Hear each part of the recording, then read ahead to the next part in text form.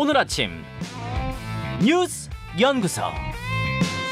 오늘 아침 뉴스의 맥을 짚어드리는 시간 뉴스연구소, 오늘도 두 분의 연구위원 함께합니다. CBS 김광일 기자, 뉴스톱 김준일 수석 에디터, 어서 오십시오. 안녕하세요. 예, 첫 뉴스 어디로 갈까요? 수해 복구를 카르텔 혁파로. 이제 윤석열 대통령 수해 복구에 재원을 많이 투입해야 한다 강조하면서 이제 이권 카르텔, 부패 카르텔에 대한 보조금 폐지를 언급했죠. 같이 얘기를 했어요. 국무회의가 어제 있었는데 이번에도 뭐 담화문 발표하는 것처럼 TV로 생중계하는 방식이었습니다. 윤석열 대통령 얘기는 직접 한번 들어보시죠. 예. 이권 카르텔, 부패 카르텔에 대한 보조금을 전부 폐지하고 그 재원으로 수해 복구와 피해 보전에 재정을 투입해야 됩니다. 예, 이 부분이 핵심이었어요. 목소리 톤도 되게 높죠. 네. 얘기 다시 하면요. 이권 카르텔이라고 예전에 규정했던 거, 그 정부 보조금이잖아요. 네. 그거를 수해 복구 쪽에 보내야 된다라는 얘기였고요. 뭐 좋게 해석하면 불필요한 재정 아껴서 당장 꼭 필요한데 쓰자라는 취지로도 볼 수 있고요. 근데 이제 어디에 얼마나 어떻게 쓰겠다라는 건지 그런 구체적인 얘기가 나오진 않았습니다. 그리고 이게 사실 좀 재난을 정쟁화한 측면이 강해 보여요. 정부나 대통령의 대응에 좀 문제가 있다라고 지적이 나오니까 그 비판의 물줄기를 다른 쪽으로, 기존에 좀 빌런으로 설정했던 이권 카르텔 쪽으로 전가하는 모습도 같이 보입니다. 예. 요 정쟁화 부분은요, 당이 더 적극적이었어요. 태양광 개발을 하기 위해서 산림 벌목했고, 뭐 요게 이제 문재인 정부를 얘기하는 걸 텐데 그게 산사태의 원인이었다라는 얘기가 어제 최고위원회의에서 나왔고요. 김기현 대표도 수자원 관리를 국토부가 아닌 환경부가 하는 것이 적절한지에 대한 검토가 필요하다라고 어제 얘기를 했어요. 그러니까 이게 홍수 통제 치수 기능을 예전에는 국토부가 했던 거를 문재인 정부 때 환경부로 넘겼었거든요. 수자원 관리 일원화 차원에서. 뭐 그 얘기를 한 건데, 그러니까 주무부처인 환경부한테 책임이 있다는 점은 이제 물론 따져봐야 할 문제겠지만, 이런 메시지는 이번 참사 배경에 문재인 정부 책임이 있다는 걸 애둘러서 좀 거론하면서 책임을 분산시키려는 의도가 깔려 있다고 볼 수가 있겠습니다. 자, 그런가 하면 이제 국민의힘에서는 홍준표 시장의 징계 절차를 굉장히 신속하게 처리하는 모양새입니다. 이게 이제 어제 전해드렸던 거잖아요. 폭우 때 이제 골프 쳤다는 논란. 예.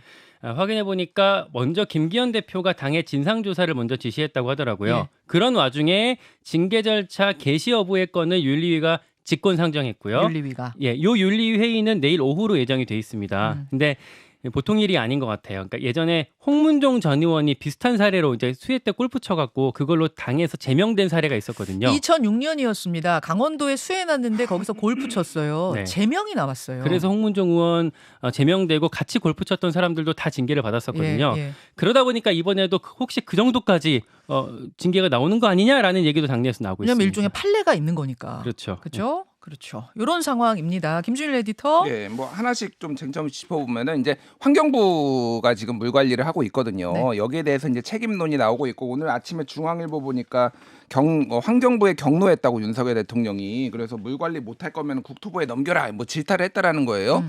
이게 그러니까 취지가 물 관리 일원화가 있고, 이제 물이 이제 양에서 질로 넘어가야 된다라고 해서 이제 국토부에서 환경부로 넘긴 거고, 이거를 그러니까 국회에서 다 동의를 한 거예요. 지난 정부 때. 그러니까 네. 뭐 국민의힘도 다 동의를 했던 겁니다. 그리고 결정적으로 이번에 그러면 물난리가 환경부가 물 관리를 못해서냐, 이를테면은 환경부 산하에 이제 홍수통제소가 있어요. 네. 그래서 이를테면 오송의 지하차도에 이제 물난리가 난 것 같은 경우에는 홍수통제소가 15일 오전 4시 10분에 이미 홍수경보다 76개 기관, 흥덕구청, 뭐 충북 다 발령을 하고, 근데 거기서 안 움직여서 지금 안 해가지고 이게 난리가 난 거잖아요. 그리고 뚝이 무너진 것도 행복청이 거기에 미호천에 이제 다리 놓는다고 그거를 임시로 이렇게 헐었다가, 물론 행복청에서는 이제 규정대로 했다라고 하지만 따져볼 문제지만은, 그러면 이게 환경부와 뭐 홍수통제소가 지금 문제가 있는 거냐, 전체적으로 따져볼 필요는 있는데, 대체적으로 보면은 이제 공무원들이 안 움직여서 한 건데 이게 이제 환경부한테 책임을 떠넘긴다, 이게 전체적으로 보면 이제 전 정부 이제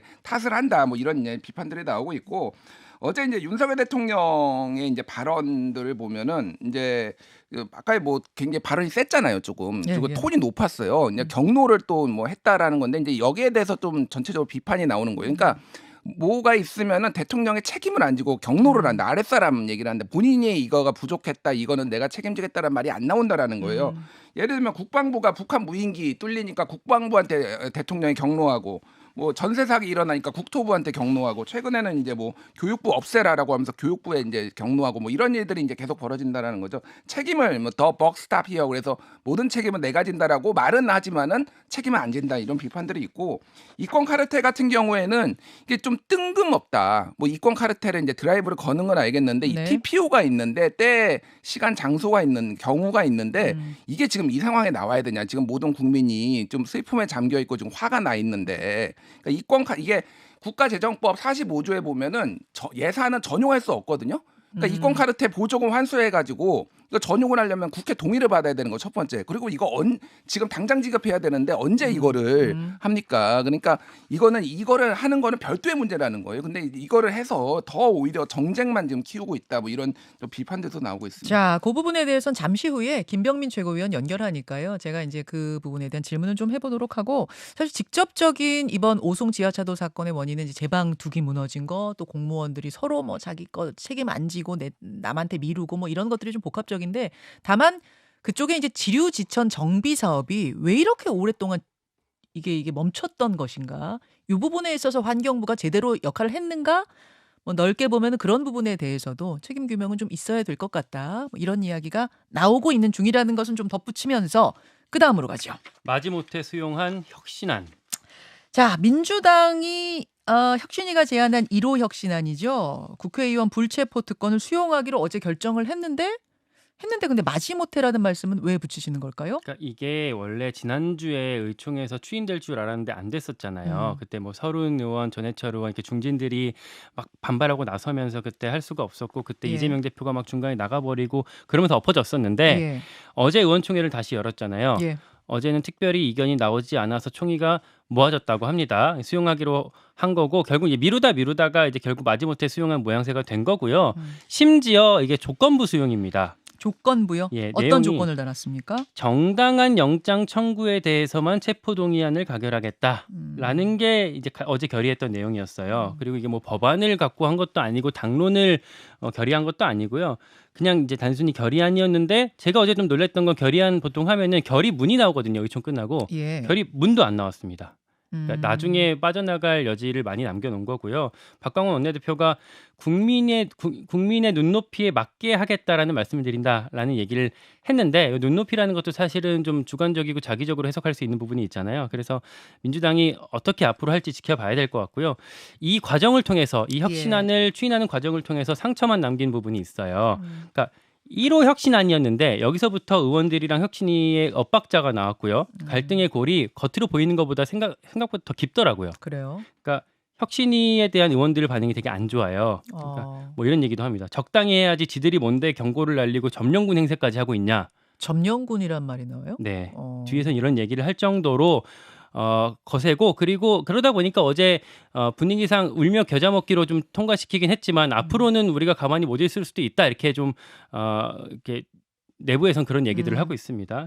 2호 혁신안이 금요일 날 나올 거예요. 요거는 꼼수 탈당 방지에 초점이 있을 건데 네네. 요거보다 핵심은 결국에는 그 뒤에 나올 그 공천 룰. 거기가 포인트죠. 네. 현역 의원들 물갈이를 얼마나 할 것인지가 여기 이제 쟁점일 텐데 현역 의원들로서는 또 반발을 하겠죠. 아니 지금 불체포 특권이나 꼼수탈당 방지법 요 안건 놓고도 이렇게 갈등이 있었는데 공천에 대해서 이야기하기 시작하면 이거 뭐 얼마나 갈등이 심할까? 그렇죠. 전쟁 상태 가는 거 아닌가라는 얘기도 나와요. 전쟁일 거라는 말이 의원들 사이에서 나오고 있습니다.